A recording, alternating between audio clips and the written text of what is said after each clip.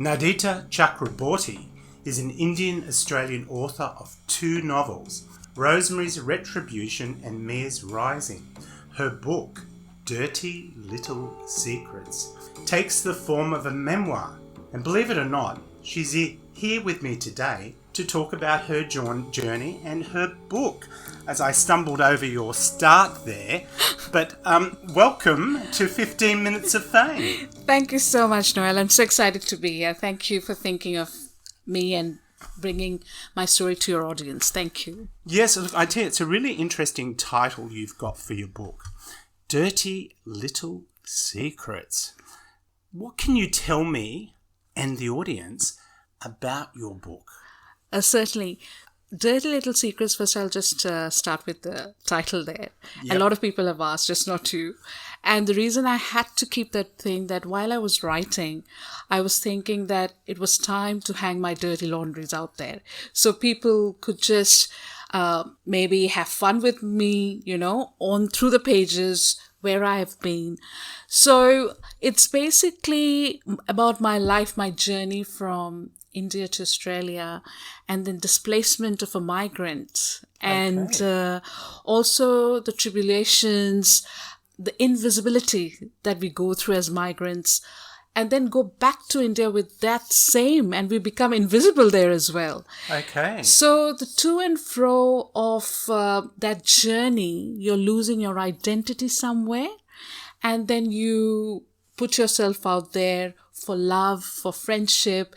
And you do actually put yourself out there for love in the book as well. Because I do know what happens in your book, which is a little exciting, I think. I think really relevant to a lot of women today, particularly with online dating, which we'll get to later on. But what I really want to ask you is, before you came to Australia and you came to beautiful Melbourne, what did you know about Australia? Well, I'll tell you something. This is a good question you've asked. For Australia, going back many years ago, before I decided to come here for business and then study later on, I did a project when I was in class 6 about a country, about a continent. You have to pick a country or a continent. So I picked up Australia because it's a continent in itself and I can write a lot about it. And as you know, we've got mutual understanding of the culture through cricket. So that's all. But I don't like cricket. Sorry to disappoint everyone. That's it. You're not a true Australian. No, I'm not. I love tennis and I've loved the footy. So you're back in again. You're Australian again. So, but things have happened to me in a very accidental way. So even my career as my writer, and that's a pun that you can use for me, an accidental writer. So things gradually, they call me as a karma's child. So things were basically, the universe made those things for me. So you're a believer in fate then? I do. Are you saying you were fated to come to Melbourne? Is that what you're saying? I think so. And that's what unfolded in the many years later when I was in Melbourne. So I just came here to Melbourne on a business trip. And I loved the people. And I had no idea what I was getting into, because it was very different. It was to visit a place as a tourist and to live in a place is 2 different things. Mm-hmm. Because you find when you come as a tourist, you're in love with the place, It's so beautiful and you're not living off your parents' money. Yes. But when you come to live here, things hit you, you start earning. And do you know what I'm thinking as you're saying that? Because your book's called Dirty Little Secrets, I've got to ask you, what did you think of the Australian men? Oh, that's a good question. I think they're romantic. Romantic? Some of them, not all of them. Okay, all right. Did you hear that? Guys, did you hear that? You're romantic. Yeah, well, romance can come in many different shapes. But I think because of the culture, the South Asian culture, I'm not being rude to anyone. But it's what I had undergone. That was my personal experience. And to be loved by a Australian man. It was beautiful. So I think some way I got more like I was romancing the man that I wanted to meet. And I think I met him here. And you did meet him here. And is he in the book? He is in the book. He is in the book. Is he under another name in the book? Yes, he's under another name in the book. All right. Yes. And, but that's how it is. Like but it was unfaithful because he was already in love. Sorry, spoiler alert. Okay, all right. Now, something that did happen to you when you first arrived in Melbourne, I don't know if it was when you first arrived in Melbourne, but you had a serious accident. That's correct. And you fell off a rock climbing. Is that the case? That is the case as well. So it happened like I came in Australia in 1999, then I went back and came back in 2000. So the book basically is between the period 2009 to 2012 and on forward till 16. So the accident happened in 2011. So I went with a group of friends for a rock climbing expedition, as you call it.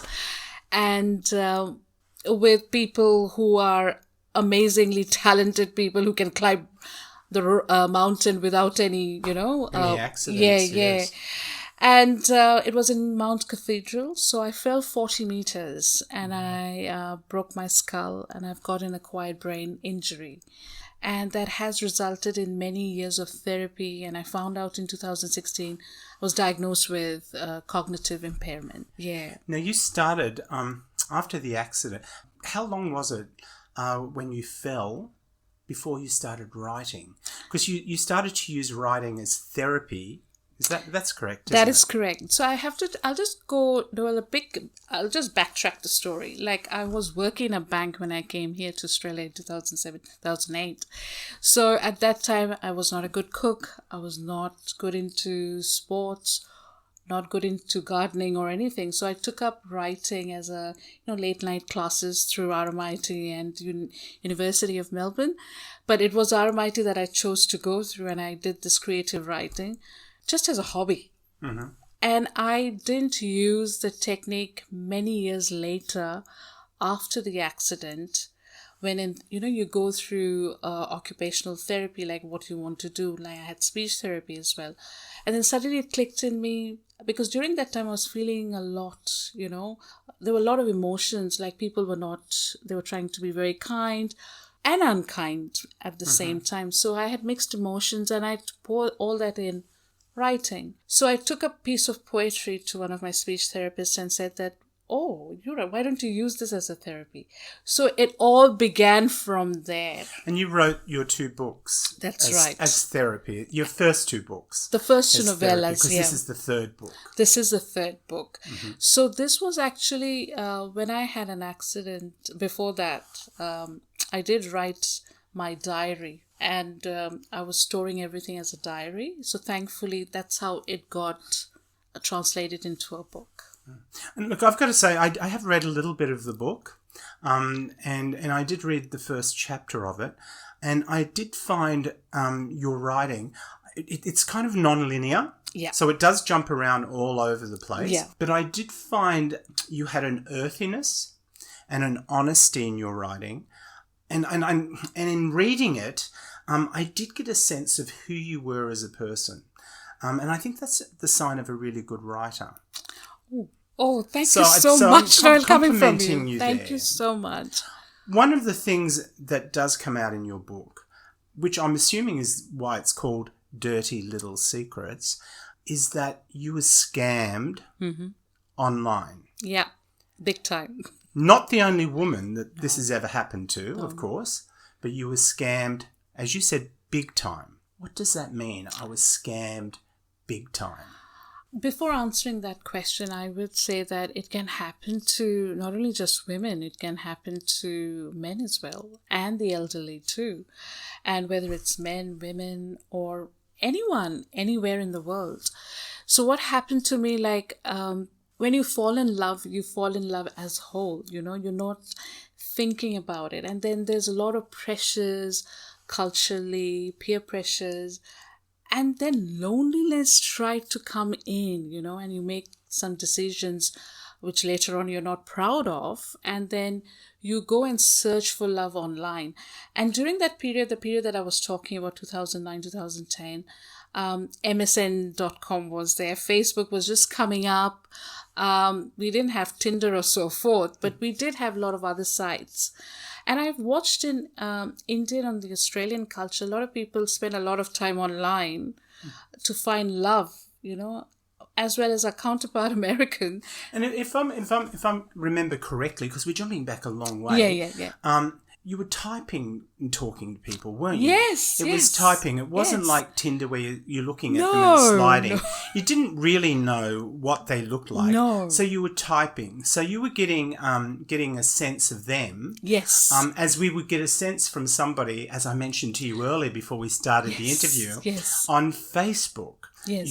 So you're getting a sense of this person and they start to feel real to you. Is that how it happened? That's exactly like, let's say, for example, if someone contacts me from Facebook and we're talking and chatting on Facebook and we decide to meet, we put a lot of trust in that, right? And exactly during that time, we were talking, chatting, and because it was a matrimonial site, people were actually coming to get not just hooked, but actually to settle. Mm-hmm. So when a person on the other side becomes too personal, too quick, you think, okay, this is genuine. This is going to be genuine. And we started talking and shared a lot of photographs, letters. So are we talking photos of you? Intimate. So I can say naked photograph. You can say that. I can say naked. All right. Okay, so this person over the course of how long would that be? Well, the actual that was relationship, that's what I thought, went on for 6 months. Okay. But things that happened, it happened too quickly within 3 months. 3 weeks rather. Mm-hmm. So 3 months into the relationship, in 3 weeks, it just quickly took a turn of events. Okay. And then because he introduced me to his sister, everyone, and he's traveling, he's this, he's that. But you didn't meet them though, did you? No, online. No, but so we it's did all online. All the introductions are online, and he now has a series of intimate photos. Photos, if you can call them intimate. If we can say intimate photos, or we can say naked photos of you. Yes, okay. Yes. All right. So by this time, somewhere in the back of my mind, things were not settling well with me. As soon as he demanded, he vanished, not demanded, that'll come to later. He just vanished from thin air, and his sister, because I was speaking to his so-called sister as well. And he said, oh my God, I haven't heard from him. What's going on? What's happening? So suddenly at the middle of the night, 1 o'clock in the morning or 2 o'clock, I don't remember correctly. I think it was 1 o'clock. I just hear a frantically crying, sobbing man saying to me, I've been robbed at gunpoint and everything has been robbed. Can you please send me 200 euros?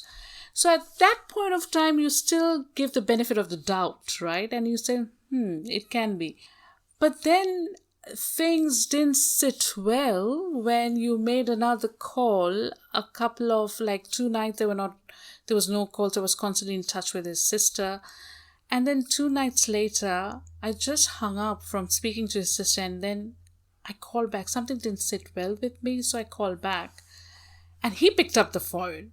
Is that you, Sam? I said, who's Sam? And he just hung up. And then I called his sister again, and she picked up. And she was in that sobbing thing. I said, nah, this is not right. So I spoke to him very strongly, and then suddenly... I hope that's not him on the phone. No. He's listening to us interviewing and he's sending us a message. That would be funny. But not funny, actually. I would rather he calls and I can hand him to federal police. So this happened, and then I tried to accuse him of anything. And then for 1 week, everything went silent. And then I got a very chilling letter from him. Mm-hmm. That which made me shook to the core. I was at home for a week, didn't go out. You went to the police with this, didn't you? Yes, I did. You did. I did. So obviously there's much more to the story, which is in your book. A question I do, started talking earlier about fate. Where does he sit? Where does the scammer sit with you when it comes to fate? Why do you think he came into your life? This is interesting because Lalita, my agent, and me, we often talk about this. And we said to each other that we are thoroughly karma's child. And the reason is because if he hadn't had come to my life and shook me to the core, I wouldn't have gone to India back again to find myself, to be with my roots, to find my identity where I belong, right? And also a little bit of understanding of what love is all about, you know. Love is just not watching on a screen of, you know, even in reality, a lot of people go through the same motions in a very different way. So I think it was bound to happen to me to basically throw me to the other side of the world. And I came back, and then the accident happened. Okay. And I came back and I met Franklin. And just before the accident, he said that I'll rise above all the ashes to begin my new life. And he went away for a short while, but I had engraved the tattoo of Phoenix onto my arms. And you wouldn't believe, just after a week or so, I had the accident. So I thoroughly believe that I've been granted a new life, perhaps. And if you can see whatever way you want to see it, whether philosophically or whatever, but I think it was bound to happen. All right. Well, I think we've covered a lot of your book now. One question I actually am going to ask you, which I'm going to get from my phone here, and I want you to think about Melbourne as a person. Yeah. Yeah. Because this is written as if it's written as if it's about a person, but I want Melbourne to be your person. But I want you to think about your journey here in Melbourne and how this fits for you in Melbourne. They often say that people cross your path for a season, a reason, or a lifetime. Like fate of an accidental writer, some things are meant to be. Why was Melbourne meant to be for you? Melbourne that's such a beautiful thing, and it's such a beautiful question, to be honest. And I hope I do justice to that beautiful question. Sorry. I think Melbourne has made me grow up, you know. And I think each day as Melbourne is growing up, I'm also growing up with Melbourne, trying to love the people around and trying to, as I said, that this country was meant to be me, you know, meant to be mine. And this is where I found my identity as well. So I think writing that book was writing a love letter to Melbourne and saying thank you for the appreciation. Thank you for the love. Thank you for all the experiences that you've showered me, because... That's experiences good and bad, you mean? Yeah, good and bad. And whatever good, it only made me strong and the woman that I am today. So that's the reason I think it has held me into a lot of... When I was going through a very tough time, I always said that if I hit the rock bottom, that's only going up from here. And I think Melbourne just took my hands and said, you're going to be okay because I'm here. And I think that's a really, because I'm not originally from Melbourne either. And I think that's a really good description of Melbourne. I think she's a tough lady, Melbourne. And she is a lady, but she's a tough lady. And you do have to work a little hard, particularly when you move to a new place, be it a new city or a new country. That is true. And the red earth has really taken the brown in me, you know, and that's what I think it is. Thank you so much. Your book is called, what's the title of it? Just tell me. Dirty Little Secrets. Dirty Little Secrets. And people can get it from where? You can order online, Amazon, Booktopia, and Goodreads, also on readings as well. Physically, you can order from there too. And or just write me a note, or Clever Fox Publishing, they have it online there as well. Thank you, Nandita. This has been your 15 minutes of fame. Thank you so much.